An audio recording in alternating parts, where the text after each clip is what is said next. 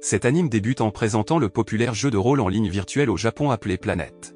Dans le jeu, plusieurs vaisseaux sont attaqués par un groupe de vaisseaux pirates. De l'autre côté du jeu, deux jeunes hommes sont en quête de chasser le monstre le plus dangereux et rare, le Dragon Rouge.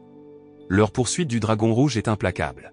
Cependant, l'un d'eux réalise qu'ils approchent d'un lieu appelé Sunset Hill, connu comme le territoire du groupe le plus fort du jeu, craint pour leur puissance. Des rumeurs suggèrent qu'un des membres du groupe est un tueur de joueurs ou PK. Ce redoutable groupe se fait appeler la famille Akaban. L'un d'eux réalise le danger de s'impliquer avec la tristement célèbre famille Akaban et suggère d'abandonner leur poursuite du Dragon Rouge. Cependant, l'autre jeune homme, armé d'une arme à feu, reste déterminé à vaincre le Dragon Rouge, alors il continue. Peu de temps après, un jeune homme émerge de la résidence de la famille Akaban. D'un seul coup d'épée, il décapite le redoutable monstre.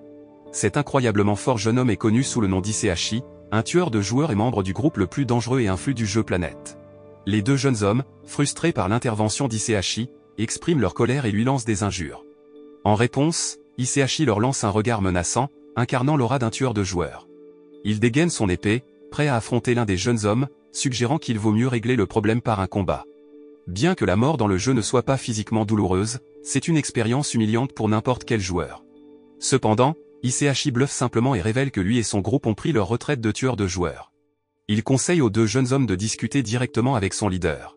Bien que effrayés par cette révélation, ils n'ont pas d'autre choix que de s'y conformer.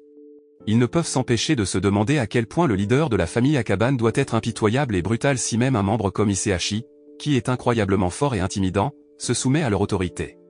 Lorsque les deux jeunes hommes entrent enfin dans le quartier général de la famille Akaban, ils sont choqués. Au lieu de rencontrer des joueurs féroces et impitoyables, ils sont chaleureusement accueillis par deux membres amicaux et au cœur tendre de la famille Akaban.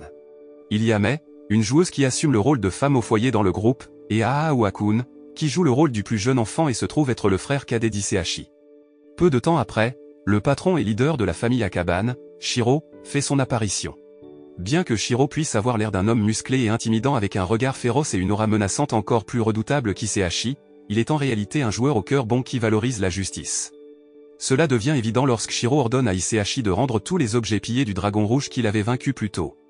Shiro explique qu'en dépit de la victoire d'Iseashi sur le dragon, tous les objets pillés appartiennent légitimement aux deux jeunes hommes qui poursuivaient inlassablement le Dragon Rouge depuis des jours. La scène révèle ensuite la personne réelle d'Iseashi, connue sous le nom de Taishiro.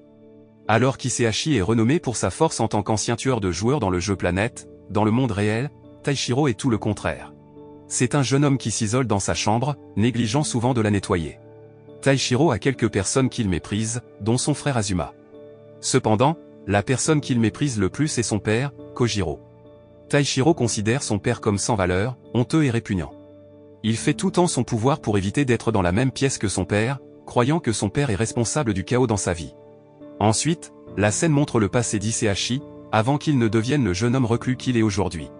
Dans son enfance, Iseashi avait une famille complète et heureuse. C'était un enfant joyeux et intelligent qui chérissait profondément ses deux frères et sœurs plus jeunes. Les talents d'Iseashi étaient hérités de son père, autrefois un programmeur très compétent. Cependant, aux côtés de son génie, Kojiro possédait un niveau intense d'ambition et de perfectionnisme.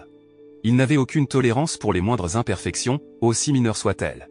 La vie heureuse d'Iseashi a pris un tournant lorsqu'il a commencé à apprendre la programmation de son père. Lors d'une de leurs sessions, leur fille Aya a décidé d'apporter du thé à Iseashi et à son père. Malgré sa prudence, un accident s'est produit et le thé a été renversé sur le bureau d'ordinateur de son père. En voyant cela, Kojiro est devenu furieux contre Aya. Il en est même venu à la pousser et à utiliser un langage dur contre sa propre fille. Bien qu'Aya soit également l'enfant de Kojiro, elle ne pouvait pas égaler la brillance de ses deux frères et était plus lente et maladroite en comparaison.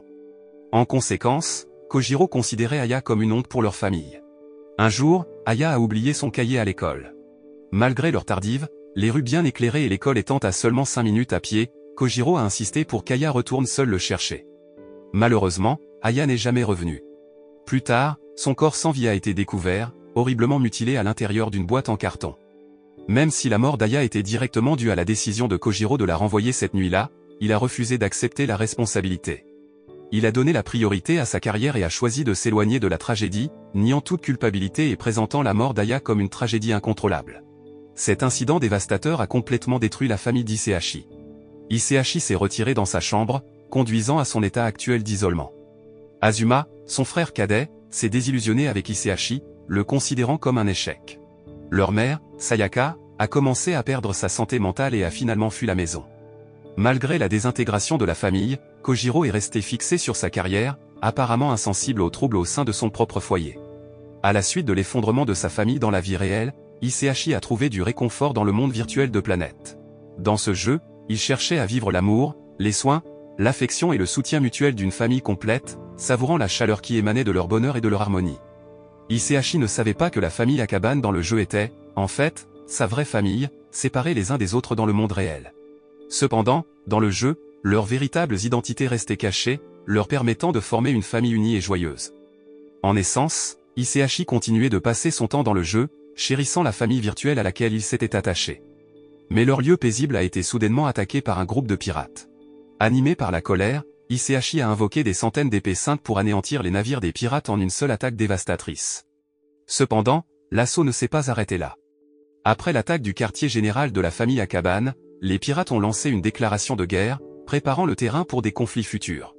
Shiro a proposé qu'ils engagent d'abord un dialogue avec les pirates pour comprendre leurs motifs derrière la déclaration de guerre à la famille Akaban. En atteignant le bastion des pirates, Shiro, Hisashi et Akun ont été accueillis par une force redoutable de 3000 membres de pirates, prêts au combat. Bien qu'étant en infériorité numérique, ils ont fait face à la menace sans peur. Cependant, avant de commencer les négociations avec le leader des pirates, Hisashi a exhorté Shiro à ne pas participer aux pourparlers, car il évitait quelqu'un. Finalement, le trio a rencontré un homme chauve nommé Shiga et son équipage, qui escorterait Shiro et Akun jusqu'à la chambre du capitaine. À l'intérieur de la chambre du capitaine, Shiro et Akun se sont retrouvés face à une joueuse nommée Piko, qui détenait le grade de capitaine dans l'Alliance des pirates, comptant 3000 membres. Shiro a supplié Piko de révoquer la déclaration de guerre qu'elle avait émise. En échange, Shiro a offert de remettre les deux donjons de la famille Akaban, le donjon du château de la Terre Rouge et le donjon de la Grande Grotte de Haru. En entendant l'offre de Shiro, Piko l'a trouvée insatisfaisante. Elle a insisté pour qu'une résolution pacifique avec les pirates ne soit possible que s'il abandonnait non seulement tous les donjons de la famille Akaban, mais aussi Sunset Hill. Piko a souligné que Sunset Hill était célèbre pour abriter l'énigmatique Blackbird, et quiconque pouvait le localiser et le vaincre serait récompensé par un grand prix de 300 millions de yens. Cependant, Shiro ne pouvait accepter cette condition car Sunset Hill était également le domicile de sa famille. Lorsque la proposition de Piko a été rejetée, elle a présenté une deuxième option à Shiro comme condition pour mettre fin à la guerre, celle de livrer Hisashi en échange de satisfaire toutes ses demandes. En entendant la demande de Piko de l'extérieur de la pièce, Hisashi est entré en furie, accusant Piko d'être une harceleuse folle. Il a affirmé avec audace qu'il préférerait supprimer son personnage dans le jeu plutôt que de collaborer avec Piko. En voyant la colère d'Hisashi, Piko a rougi, révélant son affection profonde pour lui. Néanmoins, Shiro a rapidement refusé la demande de Piko pour Hisashi, refusant de sacrifier son membre de famille le plus cher pour la paix dans la guerre. Shiro a ensuite déchaîné sa redoutable compétence de super coup, pulvérisant instantanément le quartier général des pirates. Il a souligné qu'il ne renoncerait jamais à sa famille chérie, même si cela signifiait accepter la déclaration de guerre de Piko. Cependant, avant que les trois membres de la famille Akaban ne partent, Piko a évoqué les souvenirs qu'ils avaient partagés dans le passé. Elle a noté qu'Hisashi n'avait pas toujours été tel qu'il était maintenant, plus doux et moins impitoyable. Avant qu'Hisashi ne rejoigne la famille Akaban, lorsqu'il aventurait avec Piko, c'était un personnage redoutable, n'hésitant pas à éliminer les joueurs rencontrés pour revendiquer leur trésor. Piko croyait qu'Hisashi était le prince dont elle avait toujours rêvé et un symbole de liberté dans le jeu, ce qui en faisait quelqu'un qu'elle admirait beaucoup. Elle a expliqué qu'elle avait formé l'Alliance des pirates, composée de 3000 membres, uniquement pour accueillir le prince de ses rêves. C'est pourquoi Piko était déterminé à poursuivre son combat contre la famille Akaban jusqu'à ce qu'Hisashi lui appartienne. Shiro, qui écoutait silencieusement les paroles de Piko, lui a demandé si elle avait déjà vu Hisashi sourire pendant leur temps ensemble. Piko a admis que non, à quoi Shiro a répondu qu'Hisashi portait toujours un sourire lorsqu'il était avec leur famille chaque jour. Cette révélation a laissé Piko triste, mais ses émotions ne pouvaient pas durer longtemps car elle préparait ses troupes de 3000 hommes pour lancer une attaque contre la famille Akaban, qui ne comptait que 4 joueurs extrêmement puissants. D'un autre côté, Shiro avait un plan pour la défense de leur famille. Il a suggéré à ses membres de famille de créer une puissante barrière sur Sunset Hill pour la protéger contre d'éventuelles attaques. En réponse à son idée, Akun et Hisashi se sont immédiatement aventurés dans la forêt voisine, portant un bouclier magique en forme de poulet. Ce bouclier magique servirait de barrière protectrice une fois placé sur la colline. Peu de temps après, Mei a rejoint Shiro dans une bataille féroce contre 50 navires pirates. Même s'ils ont facilement vaincu les pirates, Shiro a rappelé à sa famille de rester vigilante et de ne pas baisser sa garde. Il a également révélé qu'il n'était pas seul dans cette lutte, car il bénéficiait du soutien du Granada Party, dirigé par Léon et son adjoint, Satsumata. Au début, Hisaishi soupçonnait que Granada pouvait les aider uniquement pour leur intérêt pour le Blackbird, qui était censé valoir 300 millions de yens sur Sunset Hill. Cependant, Léon a précisé que la chasse au Blackbird ne ferait qu'attirer des ennuis à leur groupe, qui comptait désormais 5000 membres. La véritable raison pour laquelle Granada voulait aider la famille Akaban était parce qu'il dépendait de la famille Akaban comme principale source d'objets de valeur tels que les dragons et les démons. Peu de temps après, le bouclier magique a été placé avec succès sur Sunset Hill, et Shiro a expliqué qu'il fournirait une protection pendant 2 mois. Pendant ce temps, il a instruit tous les membres de la famille de se concentrer sur la localisation du mystérieux Blackbird. Cependant, ils ont tous été surpris de voir leur chez-soi chéri, construit au fil du temps, s'effondrer mystérieusement devant leurs yeux. La situation a pris une tournure pour le pire lorsque Pico et ses 3000 soldats sont arrivés chez Hisaishi. Au début, Hisaishi soupçonnait que Pico et ses partisans étaient derrière cette destruction. Cependant, il a bientôt réalisé que Pico n'aurait pas pu franchir le bouclier magique qu'ils avaient mis en place, rendant son hypothèse initiale impossible. De manière inattendue, la maison de la famille Akaban a été détruite par le Blackbird, qui avait pris possession du corps du dragon rouge précédemment décapité, vaincu par Hisaishi. Reconnaissant la situation désespérée, Shiro a rapidement donné l'ordre à tous les membres de la famille de passer en mode combat. En réponse, Mei a rapidement utilisé une magie protectrice pour protéger tout le monde. Hisaishi, à son tour, a invoqué des centaines d'épées saintes pour combattre le Blackbird. Tant Hisaishi que Shiro ont déchaîné leurs attaques les plus puissantes sur le Blackbird, mais malgré leurs efforts considérables, ils n'ont pas pu vaincre la créature. Au milieu de la bataille intense, Akun s'est sacrifié pour sauver Mei. Tragiquement, le sacrifice d'Akun a été suivi d'un dysfonctionnement du dispositif VR d'Azuma, le faisant perdre connaissance dans sa chambre. Plongé dans son jeu, Hisaishi a entendu un étrange bruit de collision venant de la chambre d'Azuma, mais a choisi de l'ignorer et a continué à jouer. Cependant, un sentiment d'inquiétude s'est installé lorsque Mei, une joueuse avec des capacités de guérison, n'a pas pu ranimer Akun, dont l'avatar était devenu inerte, ressemblant à une marionnette. Cela signifiait qu'Akun s'était déconnecté du jeu. Initialement, Hisaishi et Mei ont pensé que c'était dû à un problème de réseau, mais Shiro a reconnu la triste vérité, Akun avait subi des dommages fatals aux mains du Blackbird. Paniqué, Shiro a ordonné aux membres restants de la famille de se déconnecter du jeu immédiatement. Dans le monde réel, Shiro, connu sous le nom de Kojiro, n'a pas perdu de temps pour ordonner à ses subordonnés d'envoyer d'urgence une ambulance pour aider le joueur connu sous le nom d'Akun, gravement blessé par le Blackbird. Kojiro a réalisé que la vie d'Akun était en jeu car le Blackbird avait refait surface. De plus, Kojiro a donné des ordres à ses subordonnés pour exécuter une mission appelée Good Night World. Par ailleurs, Hisaishi s'est montré curieux face au bruit fort provenant de la chambre d'Azuma et a décidé d'enquêter. En arrivant à la porte d'Azuma, lui et Azuma ont entendu des gémissements étouffés et des appels à l'aide. Lorsqu'Hisaishi a ouvert la porte, il a été confronté à la vision choquante de son frère impuissant et affaibli, Azuma. C'est alors qu'Hisaishi a enfin réalisé qu'Akun, le joueur derrière le personnage qu'il connaissait si bien dans le jeu, n'était autre que son propre frère, Azuma. Hisaishi a agi rapidement en appelant une ambulance pour sauver son unique frère survivant, Azuma. Heureusement, la vie d'Azuma a été préservée grâce à la réaction rapide d'Hisaishi. Submergé de soulagement et de bonheur en voyant Azuma éveillé et en bonne santé, Hisaishi n'a pas pu retenir ses larmes. Malgré des sentiments de ressentiment envers Azuma, il restait le frère qu'Hisaishi chérissait le plus et la seule famille qui lui restait. Au milieu de tout cela, Hisaishi s'est souvenu qu'Azuma jouait également au jeu Planète et a demandé des détails. Initialement, Azuma a nié jouer au jeu, mais lorsqu'Hisaishi a demandé des informations sur le jeu sur l'ordinateur d'Azuma, il a finalement admis. Cependant, l'implication d'Azuma dans le jeu était différente, il avait un compte et se connectait à Planète uniquement pour aider un ami à revenir dans le monde réel. Hisaishi, qui savait que la personne derrière le personnage Akun était son propre frère, devait cacher cette information à Azuma pour maintenir leur relation harmonieuse dans le jeu. Hisaishi craignait que révéler la vérité perturberait la famille chérie qu'ils avaient créée dans le jeu et décevrait finalement Azuma. Sur le chemin du retour, Hisaishi a combattu des sentiments de dépression et a cherché du réconfort en jouant au jeu Planète. Cependant, lorsqu'il a essayé de se connecter à son compte, il a été choqué de découvrir qu'il avait été piraté.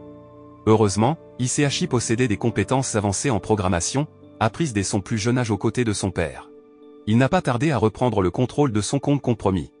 Dans un endroit différent, l'équipage de pirates s'est frustré en tentant de percer le bouclier magique créé par la famille Akaban. Pico a commencé à douter de sa capacité à les diriger. Elle avait mobilisé ses 3000 soldats uniquement à cause de ses sentiments pour Hisaishi. Shiga et les autres membres de l'équipage, entendant les tourments intérieurs de Pico, y ont prêté peu d'attention. Ils étaient prêts à suivre toutes ses directives, même si elles étaient motivées par ses désirs personnels. Cependant, Pico a réalisé que l'objectif principal de l'organisation n'était pas seulement de recruter Hisaishi, mais aussi de trouver le Blackbird, qui offrait une récompense de 300 millions de yens. Elle ne voulait pas mêler ses affaires personnelles aux objectifs de l'organisation. Finalement, Pico a remis la direction des pirates à son vice-capitaine, Shiga. Bien que beaucoup aient désapprouvé sa décision, elle avait pris sa décision. Pico voulait que l'équipage reste concentré sur la capture du Blackbird, et elle se chargerait d'Hisaishi elle-même. De manière inattendue, Pico a réussi à percer le bouclier magique et a immédiatement défié Hisaishi en duel. Avant le duel, elle a proposé que si elle gagnait, Hisaishi devrait rejoindre le pirate parti avec elle.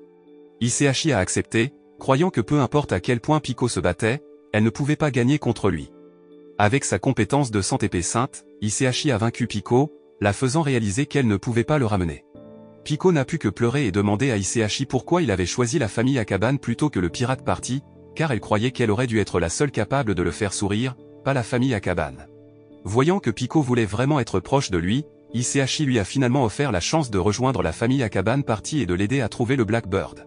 Pico s'est senti extrêmement heureuse et a accepté l'offre d'Hisaishi sans hésitation. Alors qu'ils continuaient leur recherche du Blackbird, Hisaishi s'est enfin ouvert sur la raison pour laquelle il avait cessé de jouer avec Pico par le passé. Il aimait autrefois leurs aventures ensemble, mais Pico insistait toujours pour qu'ils se rencontrent dans le monde réel. À chaque demande, le désir d'Hisaishi de la rencontrer devenait plus fort. Cependant, il craignait que s'ils se rencontraient en personne, elle serait déçue par son apparence et son mode de vie, alors il s'est éloigné d'elle dans le jeu. Pendant qu'ils étaient au milieu de cette conversation sérieuse, le symbole de la guilde pirate sur la main de Pico a soudainement disparu. Cela signifiait que Shiga l'avait retiré du groupe.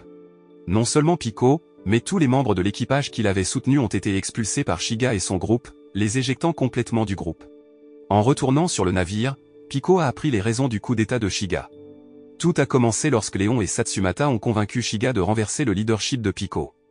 Il pensait que les sentiments personnels de Pico pour Hisaishi éclipseraient l'objectif de l'organisation de trouver le Blackbird. En échange de sa coopération, Léon et Satsumata ont promis d'aider Shiga à rencontrer le Blackbird. Comme Shiga jouait au jeu pour des gains financiers, il n'a pas pu résister à l'offre tentante de Léon et Satsumata. Au milieu de tout ce chaos, Hisaishi est soudainement apparu sur le navire pirate. Il avait également appris la trahison de Shiga envers la confiance de Pico, ce qui alimentait sa colère. Mais lorsque Shiga a insulté la famille Akaban devant Hisaishi, cela l'a poussé à bout. Dans un accès de rage, Hisaishi a détruit le navire pirate et a divisé Shiga en deux. Cependant, Hisaishi ne pouvait s'empêcher de se sentir en partie responsable de la trahison de Pico. Si lui n'avait pas quitté Pico et rejoint la famille Akaban, elle n'aurait peut-être jamais formé le parti pirate et affronté ce coup d'état. Avec cela à l'esprit, Hisaishi a décidé de rejoindre l'équipage pirate avec Pico, espérant réparer ses erreurs passées. Pico était submergé de bonheur en entendant la décision d'Hisaishi et ne pouvait retenir ses larmes de joie. D'un autre côté, Léon et Satsumata, ne voulant pas mourir en vain, ont utilisé la magie de la gravité pour empêcher le navire de tomber. Inopinément, Shiga a déchaîné une arme de groupe d'une puissance incroyable. Sa force était proportionnelle au nombre de membres dans le groupe, et comme le parti pirate avait 3000 membres, cette arme était aussi forte que si 3000 membres étaient unis en un seul. Même l'attaque à 100 épées d'Hisaishi n'a pas pu endommager l'arme de groupe de Shiga. Pendant ce temps, Shiro, également connu sous le nom de Kojiro, a demandé à son assistante nommée Anna comment Hisaishi pouvait encore jouer au jeu malgré leur tentative de piratage. Il s'est avéré que Anna était celle qui avait déjà piraté l'ordinateur d'Hisaishi. La raison pour laquelle Kojiro a fait tout cela était qu'il était le créateur du jeu Planète. Cependant, la mission A Good Night World visait à éliminer tous les Blackbirds extrêmement dangereux. Kojiro ne savait toujours pas que sa famille virtuelle était sa vraie famille dans le monde réel. Dans le jeu, Shiga a lancé une attaque brutale contre Hisaishi, le faisant perdre l'un de ses bras. Cependant, Hisaishi a utilisé ses pouvoirs pour immobiliser Shiga en enfonçant son épée dans l'ombre de Shiga, l'empêchant de bouger. Shiga a appelé à l'aide de Léon, mais Léon a refusé d'intervenir car il ne voulait pas se fâcher avec Shiro, avec qui il avait déjà combattu contre l'une des familles qu'il chérissait, Hisaishi. Malheureusement, l'attaque d'Hisaishi ne pouvait pas durer longtemps, et Shiga réussit à bouger ses deux mains, bloquant toutes les attaques d'Hisaishi. Pendant ce temps, Pico réalisa qu'ils ne pouvaient pas gagner ce combat ensemble. Elle informa Hisaishi que la façon de détruire l'arme de groupe était de déchirer le drapeau du parti pirate dans sa chambre, car le drapeau représentait l'unité du groupe. Si le drapeau était détruit, l'arme puissante du groupe serait également détruite. Hisaishi et Pico divisèrent leurs tâches, Hisaishi retiendrait Shiga et l'arme de groupe, tandis que Pico irait dans sa chambre pour enlever le drapeau du parti pirate. En comprenant cela, Shiga demanda à Léon d'intercepter Pico. Cependant, Pico vainquit facilement Léon. Lorsque Pico arriva dans sa chambre, elle fut surprise d'y trouver Shiro. La scène se déplaça ensuite pour se concentrer sur une belle lycéenne nommée Hinako, qui était la vraie personne derrière le personnage de jeu Piko. Hinako avait un père qui était un yakuza notoire connu pour sa cruauté, et une mère extrêmement surprotectrice qui contrôlait tous ses mouvements. Dans le monde réel, Hinako avait l'impression de ne pas pouvoir exprimer son bonheur et mener une vie confinée, comme un oiseau piégé dans une cage. Le contrôle strict de sa mère la faisait se sentir comme une marionnette. Pour échapper à cette réalité oppressive, Hinako trouva du réconfort en jouant au jeu Planète. Dans le jeu, la vie d'Hinako prit un tournant différent lorsqu'elle rencontra Hisashi. Dès le moment où ils se rencontrèrent, Hinako fut captivée par Hisashi et tomba profondément amoureuse de lui. Elle voyait en Hisashi un symbole de liberté et un prince sage. Cela faisait désirer ardemment à Hinako rencontrer Hisashi dans le monde réel, où elle pourrait exprimer son admiration et son amour pour lui. Elle aspirait à discuter du jeu, de leurs rêves et d'un avenir commun. Tout ce qu'elle voulait, c'était une simple sortie avec Hisashi dans un parc, se tenant la main comme un couple heureux. Cependant, dans le jeu, Piko fut stupéfaite et déconcertée lorsque Shiro l'attaqua et l'accusa d'être l'un des Blackbirds centraux. Alors que la salle du groupe se transformait en un espace rempli de codes incompréhensibles, Piko était complètement confuse par les paroles de Shiro. Elle ne pouvait pas saisir la situation du tout. Shiro commença à tout lui expliquer, révélant une vérité choquante, Piko n'était pas une personne réelle, mais une intelligence artificielle créée par Kojiro. Son existence entière, y compris ses expériences, émotions et sentiments dans le monde réel, avait été soigneusement conçue par Kojiro dans le cadre d'une expérience visant à repousser les limites du développement de l'IA dans le jeu. Cependant, Shiro savait que quelque chose avait terriblement mal tourné avec l'IA qu'il et Kojiro avaient créée, surtout depuis que Piko avait développé de forts sentiments pour Hisashi. Craignant pour la sécurité d'Hisashi, Shiro prit la décision douloureuse d'effacer Piko du jeu pour protéger Hisashi d'un sort similaire à celui d'Akun. Incapable d'accepter cette révélation, Piko lança une attaque contre Shiro, mais elle fut choquée lorsque Shiro révéla non seulement son nom réel, mais aussi son histoire personnelle, la dynamique familiale et ses propres sentiments et pensées. Shiro expliqua que le nom Sakure Hinako, également connu sous le nom de Piko, avait été emprunté à la sœur cadette d'un ancien subordonné de Kojiro. Tous les souvenirs et émotions que Piko avait été de simples copies des expériences et des sentiments réels de Sakure Hinako. Apprenant cela, Piko tenta de se déconnecter du jeu Planète, mais Shiro lança immédiatement une attaque avant qu'elle ne puisse le faire. Dans ces derniers instants, Piko déclara son amour profond pour Hisashi, laissant Shiro totalement stupéfait. À l'extérieur de la pièce, Hisashi et les membres de l'équipage de Piko avaient été vaincus par Shiga. Hisashi, refusant d'accepter sa première défaite, promit de rassembler 10 000 troupes avec Piko et de créer une arme de groupe plus puissante que tout ce que Shiga avait jamais vu. Tragiquement, Hisashi ignorait que la mort de Piko était permanente. Suite au coup d'état réussi de Shiga au sein du parti pirate et à sa victoire sur Hisashi, il ne perdit pas de temps pour exiger que Léon tienne sa promesse de le présenter au Blackbird. Léon, accompagné de Satsumata, accepta d'invoquer l'insaisissable Blackbird. Shiga se prépara avec enthousiasme à affronter cette créature légendaire. Peu de temps après, un portail sombre se matérialisa dans le ciel, d'où une substance noire et épaisse s'écoula, révélant la véritable forme du Blackbird. La mystérieuse créature s'approcha de Satsumata et s'informa sur Piko, mais Léon lui expliqua que Piko était au-delà de tout secours. Sans hésitation, Shiga lança une puissante attaque contre le Blackbird avec son arme de groupe. Cependant, le Blackbird se révéla insaisissable et riposta rapidement à son assaut. Réalisant qu'il ne pouvait pas vaincre la redoutable créature à ce moment-là, Shiga se déconnecta rapidement du jeu. De retour dans le monde réel, la frustration de Shiga atteignit son paroxysme, et il lança furieusement son équipement de réalité virtuelle de côté. Cependant, il remarqua quelque chose d'inhabituel à l'intérieur de son propre corps, une sensation qu'il ne pouvait pas expliquer, résultant de sa rencontre avec le Blackbird dans le jeu. Malgré l'expérience étrange, Shiga resta déterminé à remporter le prix de 300 millions de yens, espérant que cela apporterait un changement positif à sa vie sombre. Alors qu'il reprenait son équipement de réalité virtuelle, il fut surpris lorsque le Blackbird apparut inopinément dans le monde réel. Submergé par la peur, Shiga poussa un cri terrifié, et en un instant, le Blackbird disparut dans l'air. Shiga pensa initialement qu'il pourrait halluciner après avoir passé trop de temps à jouer au jeu cherchant de l'air frais, il s'aventura à l'extérieur de sa maison, pour recevoir un message mystérieux sur son téléphone annonçant le début d'un test d'endurance. À sa grande surprise, il fut frappé par un camion, mais miraculeusement survécu. Les 4 Blackbirds apparurent et jugèrent Shiga véritablement faible, épargnant sa vie. De retour dans sa chambre, Shiga pensa que l'expérience traumatisante n'était qu'un mauvais rêve. Cependant, son téléphone sonna à nouveau avec un message sur un test d'endurance numéro 2 imminent. Accablé, Shiga vit sa chambre être engloutie par les flammes, consumant tout, y compris lui-même. Il endura ce tourment à 1 872 800 reprises, faisant face à des morts atroces, jusqu'à sa mort ultime dans le monde réel. Pendant ce temps, dans le jeu virtuel, Léon expliqua à Satsumata que le contact direct avec le Blackbird entraînerait une infection et la mort. Cette entité de type virus ne se propageait pas à l'ordinateur du joueur mais s'infiltrait directement dans leur cerveau, brouillant la frontière entre les mondes réels et numériques. Kojiro était déterminé à éliminer ces menaces, craignant leur danger potentiel non seulement pour le royaume numérique mais aussi pour le monde réel. Dans le monde virtuel du jeu, certains aventuriers se moquaient du parti pirate dissous. Isehashi surprit cela et s'occupa rapidement de ces aventuriers, alimenté par la frustration de sa défaite précédente contre Shiga. Son humeur s'assombrit davantage lorsqu'il découvrit que Pico n'était plus sur sa liste d'amis virtuels. De retour dans le monde réel, Isehashi se sentit découragé, pensant que le monde virtuel était un contraste décevant avec la réalité. De manière inattendue, la mère d'Isehashi, Sayaka, l'enlaça chaleureusement. Contrairement à Kojiro, que Isehashi n'aimait pas, il avait une affection profonde pour sa mère. Cependant, Sayaka était souvent absente, passant la plupart de son temps dans un café internet et revenant rarement à la maison. Après une brève réunion et la préparation du dîner, Sayaka avait l'intention de retourner au café internet, prévoyant de revenir à la maison dans une semaine. Avant de partir, Isehashi partagea la nouvelle au sujet d'Azuma, hospitalisé. Inquiète, Sayaka et Isehashi se précipitèrent à l'hôpital, où l'état d'Azuma rappela à Sayaka sa fille, la faisant fuir de peur. Plus tard, un médecin assura à Isehashi que l'état d'Azuma pourrait être dû à une pression artérielle élevée ou à une bosse autour de l'œil, et qu'Azuma devrait probablement rentrer chez lui le lendemain. Isehashi, cependant, resta incertain du destin d'Azuma. Une fois que le médecin et les infirmières quittèrent la pièce, Azuma s'ouvrit enfin à Isehashi et admit qu'il avait en effet joué au jeu Planète. Il n'avait pas pu avouer plus tôt parce qu'il se sentait gêné.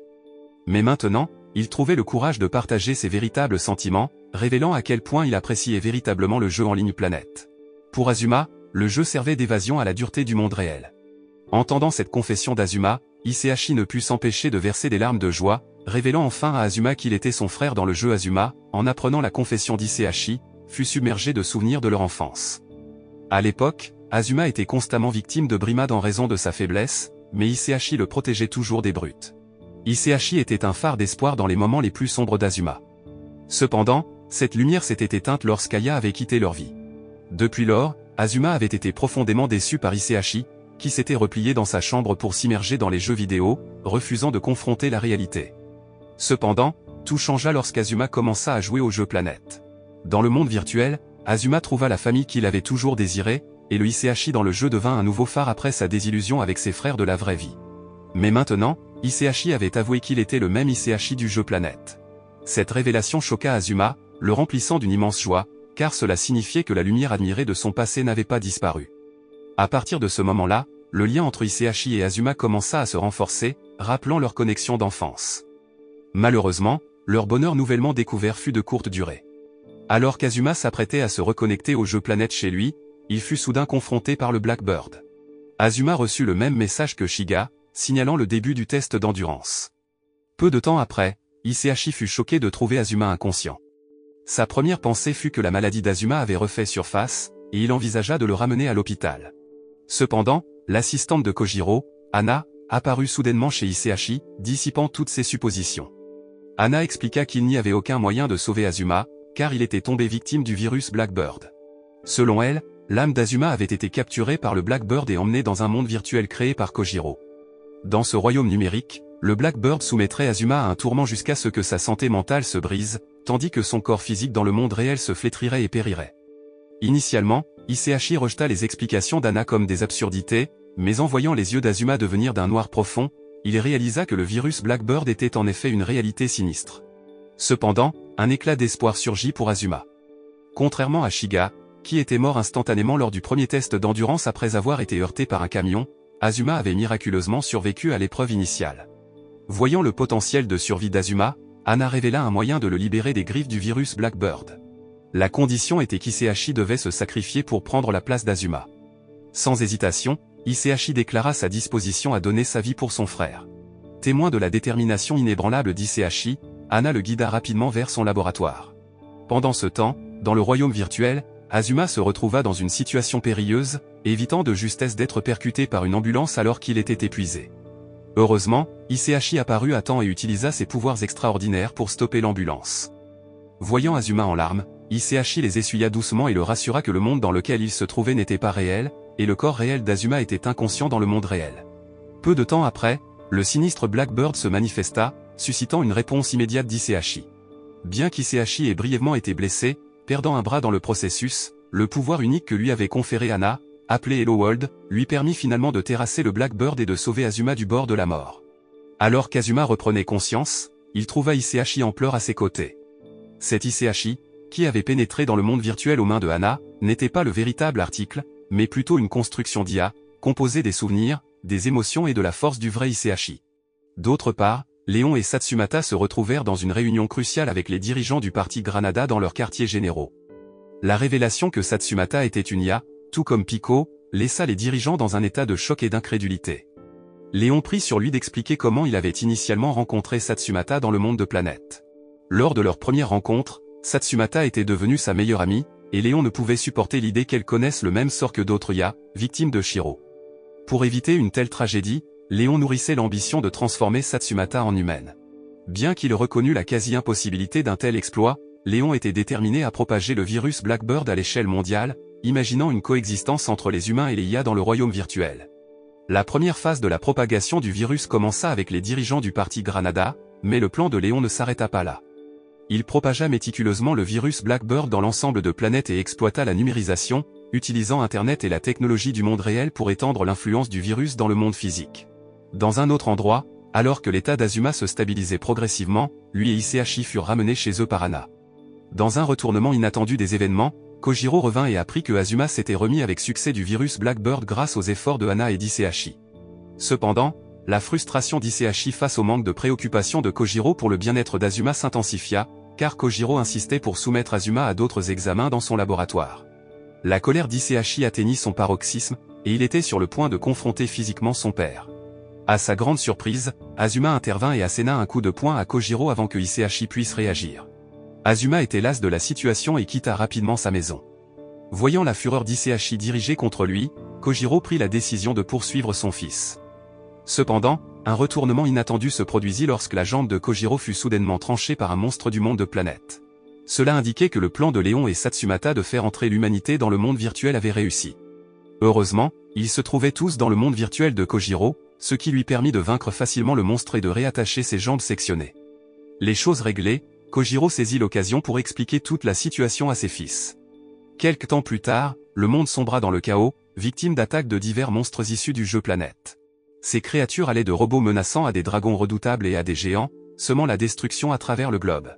Dans un revirement soudain, Iseashi et Azuma aperçurent leur mère en grand danger, piégée et menacée d'être dévorée par un géant colossal. Sans hésitation, les deux frères se précipitèrent à sa rescousse. Arrivés sur les lieux, Iseashi et Azuma réussirent à sauver leur mère des griffes du géant. Cependant, ils réalisèrent rapidement qu'ils étaient confrontés à une tâche impossible pour vaincre le géant. Juste au moment où leur vie semblait suspendue à un fil, Kojiro libéra toute la puissance de Shiro, qu'il avait obtenue en piratant le système du monde virtuel.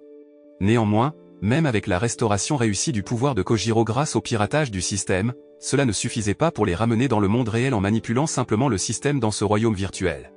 Selon Kojiro, le seul chemin vers le retour résidait dans la localisation du Blackbird et son élimination. Sayaka dégageait de la confiance, croyant qu'il pouvait réussir tant qu'ils restaient unis. Cependant, sa confiance s'effritait alors qu'elle commençait à faire des hallucinations, comme voir la figure de leur fille, Aya. En voyant les hallucinations troublantes de Sayaka, Kojiro devenait frustré et tentait de la confronter à la dure réalité selon laquelle leur fille était décédée depuis longtemps. De manière inattendue, Iseashi intervenait brusquement, poignardant son père dans le dos avec une épée en raison de son traitement brutal envers sa mère. En réponse, Kojiro utilisait instinctivement son pouvoir pour envoyer Iseashi voler sur une longue distance. La division au sein de la famille devenait trop difficile à supporter pour Hana, qui les implorait de se traiter gentiment, tout comme il le faisait dans le jeu. Hana révélait ensuite qu'ils faisaient tous partie d'une même famille dans le jeu, connue sous le nom de famille Akaban. Cette révélation laissait Iseashi profondément choqué, découvrant que Shiro, qu'il admirait comme une figure paternelle, était en réalité son vrai père, Kojiro, qu'il méprisait. Peu après, l'enfant qui avait incarné Léon dans le jeu Planète, avec Satsuma, qui avait absorbé silencieusement la colère d'Iseashi, se manifesta. Kojiro attaqua immédiatement Satsuma, semblant vouloir la tuer. Cependant, cela s'avéra futile car la Satsuma dans ce monde ne pouvait rivaliser avec Kojiro, qui possédait le pouvoir de Shiro. Leur but en approchant la famille Iseashi n'était pas de causer du tort, mais de transmettre leur intention de ne pas éliminer la famille Akaban, également connue sous le nom de famille Iseashi. Cette décision était influencée par le fait que Kojiro était le créateur du jeu et leur désir d'épargner la plus grande équipe de l'histoire du jeu Planète. Cependant, cela ne s'appliquait pas à Hana, qui n'avait aucun lien avec la famille Akaban. En conséquence, Satsuma tua brutalement Hana. Pour ajouter à la tourmente, Léon informa Hisashi que Pico était une IA et avait été tué par son propre père, Kojiro. Plusieurs mois plus tard, le monde avait sombré dans une crise sans précédent marquée par des émeutes, la famine et une attaque incessante de diverses créatures menaçantes. En ces temps difficiles, Léon et Satsumata prirent sur eux d'établir leur propre royaume, avec Satsumata assumant le rôle de souveraine. Pendant ce temps, Azuma rendit visite à son père, apportant des provisions alimentaires essentielles. Au cours de cette visite, il discuta également des projets de la famille de déménager vers un endroit plus sûr. Cependant, Azuma déconseilla vivement le désir de son père de rencontrer Hisashi.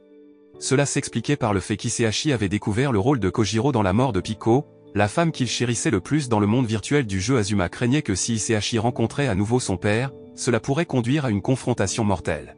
Reconnaissant la gravité de la situation, Kojiro confia à Azuma un appareil à remettre à Hisashi. Il espérait qu'en cas de refus de la part d'Hisashi de le rencontrer, ce dernier activerait l'appareil. Après le retour d'Azuma, Kojiro endossa son personnage prêt au combat en tant que Shiro et lança une attaque directe sur le royaume dirigé par Satsumata et Léon, animé par des émotions intenses et une colère bouillonnante. Kojiro ne perdit pas de temps et initia une attaque contre Léon et Satsumata, visant à éviter une plus grande dévastation.